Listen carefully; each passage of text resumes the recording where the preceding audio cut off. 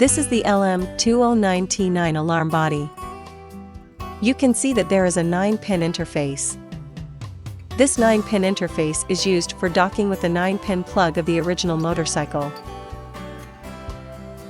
Female motorcycle original plug in the front of the general position. Men's motorcycle original plug in the seat below the general position.